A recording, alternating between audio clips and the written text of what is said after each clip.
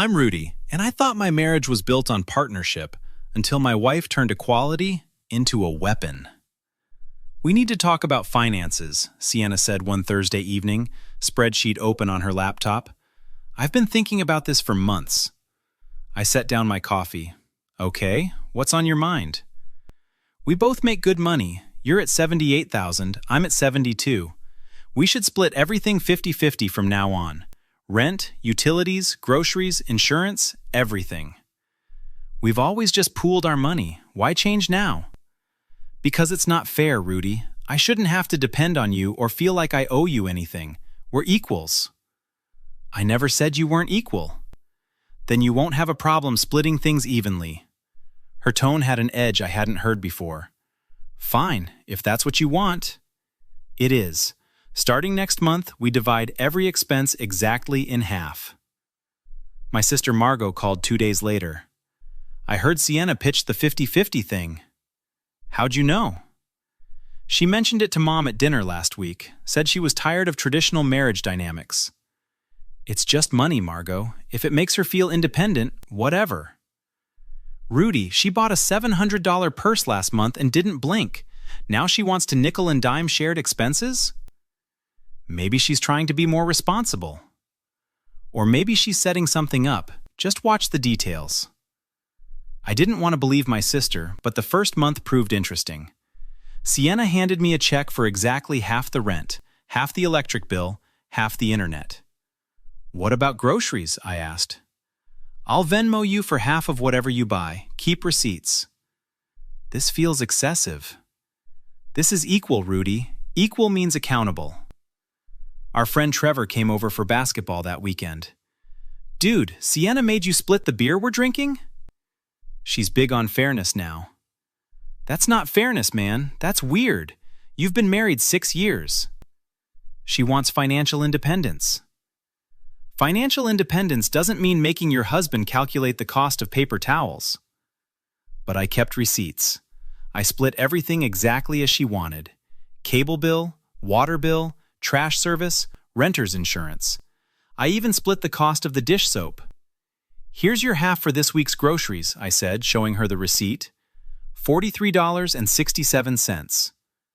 She transferred the money without looking up from her phone. You're really committed to this, I said. I told you I was. 3 weeks later, my mom invited us for Sunday dinner. Sienna declined. Why aren't you coming? I asked. I have plans. What plans? Just plans, Rudy. I don't need to report every detail of my life. I went alone. Mom waited until we were alone in the kitchen. She's been distant at family things lately. She's busy with work. Rudy, you're my son. I'm not blind. Something's changed in her. She just wants more independence, Mom. Independence from what? You've never controlled her. I couldn't answer that. The splitting continued. Then came the credit card bill. Your half is $618, Sienna said. I looked at the statement. What's this charge for $900 at Nordstrom? Clothes for work. And this $300 dinner at Fleming's? I had a client dinner. Since when do you pay for client dinners? Your company has an expense account. It was easier to just pay and reimburse later. Why does it matter? You're paying half. Because half of your personal shopping isn't a shared expense, Sienna. Her face went cold. We agreed, 50-50 on everything. On shared expenses, not your individual purchases. The card is in both our names. That makes it shared. Pay your half or we can discuss this with a lawyer about financial abandonment. I paid, but I started watching. Margot met me for lunch the next week. You look terrible. I'm fine. You're not fine. What's happening? I told her about the credit card, the receipts, the constant splitting. Rudy, she's playing you. She's running up bills and making you pay half while keeping her income separate. I don't know what to do. Document everything. Every receipt, every charge, every conversation about money. That feels like I'm preparing for war. You might be in one already and just don't know it. Trevor called that night. I need to tell you something, but you're going to be pissed. What? I saw Sienna at lunch yesterday. She wasn't alone. My stomach dropped. Who was she with? Some guy. They weren't doing anything inappropriate, but the vibe was off. Too comfortable, you know? Maybe it was work-related. Maybe, but she saw me and didn't wave or acknowledge me at all, just turned away. I didn't confront her. I watched. She started staying late at the office 3 nights a week. Always had explanations. Big project, teen deadline, quarterly reviews. Then my neighbor Kendall knocked on my door one Saturday morning. Hey Rudy, I think your water heater's leaking. I see a wet spot spreading under your garage. I checked. She was right. The heater was 12 years old and failing. I called Sienna at her mom's house where she'd gone for the weekend. The water heater's shot. We need to replace it. How much? Probably $1,800 installed. Okay, I'll pay my half when I get back. Sienna, we can't wait. We don't have hot water. Then you'll have to cover it and I'll reimburse you. I don't have $1,800 liquid right now. That's not my problem, Rudy. I'm not responsible for your half of expenses you can't afford. We're married. This is our house. And we split everything equally. Figure it out. She hung up. I borrowed money from Margot, got the heater installed. Sienna paid me back 3 weeks later, exactly $900. The irreversible moment came on a Tuesday. I got a call from our apartment complex manager, Gloria. Mr. Vance, I need to discuss your lease renewal. Okay. Your wife came in yesterday and said she wants to be removed from the lease when it renews next month. Everything stopped. What? She said you'd be staying, but she's moving out. She wanted to make sure she wouldn't be liable for rent after May 1st. She didn't mention this to me. Oh, I'm sorry. I assumed you knew. She seemed very certain. She even asked about breaking the lease early, but I told her if you're staying and covering rent, she can just sign off. I drove to Sienna's office. She was in a meeting. I need to speak with my wife, I told the receptionist. She's with a client. Tell her it's urgent. Sienna came out 5 minutes later, annoyed. What's so urgent? Why did you tell our apartment manager you're moving out? Her expression didn't change. Because I am. When were you planning to tell me? I'm telling you now. Sienna, what the hell is going on? I want a separation, Rudy. I've wanted one for months. This arrangement proved we can live financially independent lives. This arrangement? You mean the splitting everything? Yes, it showed me I don't need to be tied to you financially. I can support myself. So all of this, the receipts, the 50-50 splitting, that was you preparing to leave? It was me preparing to be independent. Whether I left was always uncertain, but now I'm certain. Is there someone else? She hesitated just long enough. That's not relevant. It absolutely is relevant. I want out, Rudy. I'll move my things next weekend. We can divide the furniture and household items. 50-50? Exactly 50-50. I'll make a list. She walked back into her office.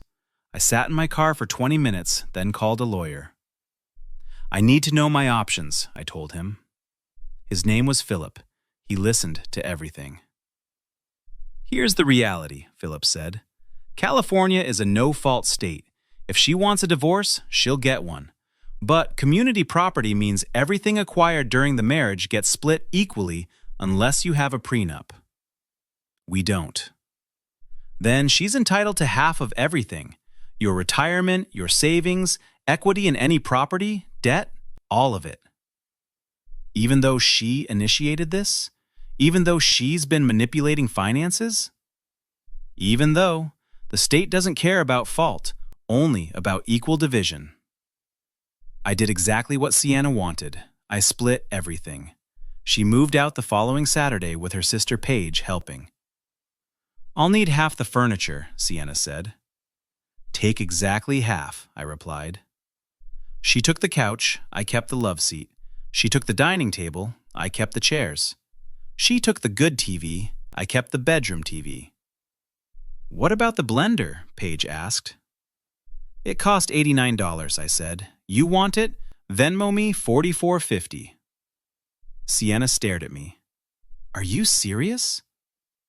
"You wanted everything split equally. I'm splitting equally." We filed for divorce the next week. Philip handled it. "Community property division," he explained to her lawyer. "Retirement accounts, savings, checking, investment accounts, everything gets split." Sienna's lawyer responded, "My client agrees to equal division." "Perfect," Philip said. "That includes the $73,000 in debt accrued on the joint credit card during the last 6 months of marriage." Sienna's face went white in the mediation room. "What debt?" she asked. "The Nordstrom charges, the dinners, the spa days, the shopping trips you charged to the joint card? Rudy paid half each month as you insisted. The other half remained as balance with interest. That's joint marital debt. You're responsible for half." "But those were my purchases." "On the joint account during marriage," Philip said. "Community property." Her lawyer leaned over, whispered something. Sienna looked sick. "My client would like to negotiate," her lawyer said. "There's nothing to negotiate," Philip replied. "Equal division means equal division. She gets half the retirement account Rudy built, he gets half the debt she built. That's what equality means." The final settlement took 3 months. Sienna got half my retirement.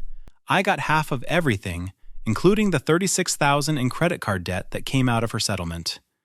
Trevor helped me move into a smaller apartment. She really thought she was going to walk away clean. She thought equality only applied when it benefited her. Margot brought over dinner the first night. "How are you holding up?"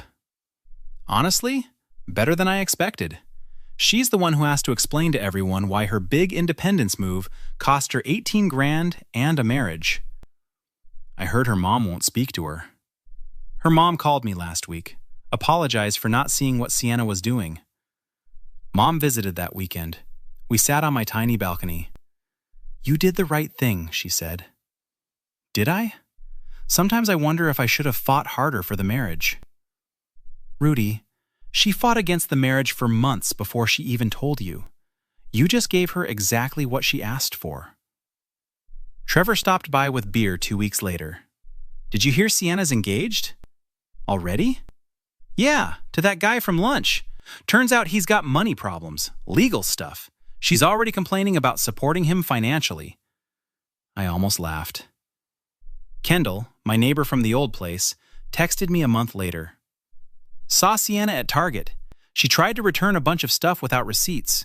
Made a huge scene when they wouldn't take it. Thought you should know karma's working." I settled into my new life. Smaller space, smaller expenses, no one demanding receipts for toilet paper. Philip called 6 months after the divorce finalized. Sienna's lawyer contacted me. She wants to discuss the credit card debt settlement. "What about it?" "She's struggling to pay her half. Wants to negotiate a reduction." "Tell her I'm happy to discuss it 50-50, just like she wanted." You're enjoying this. I'm enjoying equality, Philip. That's all she ever wanted, right? I hung up and looked around my apartment. It wasn't much, but it was mine. Paid for by me, decided by me, split with no one. Margot came over for dinner that night. I made pasta.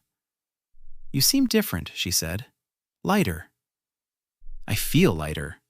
Turns out splitting everything equally includes splitting the bullshit. And I got the better half of that deal. She laughed. We ate and talked about everything except Sienna. My phone buzzed. A text from an unknown number. "I'm sorry for everything. Can we talk?" I showed Margot. "That's her, isn't it?" "Yep." "What are you going to do?" I blocked the number and put my phone away. I'm going to finish my dinner. 3 months later, I ran into Paige at a coffee shop. "Rudy, wait," she said. I turned. "Sienna wanted me to give you a message." "I'm not interested." "She just wants to talk, to apologize properly. She knows she messed up." Paige, she spent 6 months setting up her exit strategy while playing financial games and making me feel crazy for questioning it. Then she tried to walk away with half my retirement and none of the consequences. I gave her exactly what she asked for, equal division. And now she's sorry because equality actually goes both ways. Tell her I said the split's final. I walked out. Margot texted me later that night. Paige called Mom, said Sienna's really struggling, asked if you'd consider helping her with the debt. I didn't respond. Sometimes equality means everyone gets exactly what they deserve, no more and definitely no less. I thought about that while sitting in my quiet apartment, drinking coffee I didn't have to split with anyone, living a life where my decisions were mine alone. The funny thing about demanding equality is you have to be ready to accept it completely, even when it doesn't work out the way you planned. If your partner suddenly insisted on splitting everything 50-50 after years of shared finances, would you see it as independence or evidence they were already planning their exit?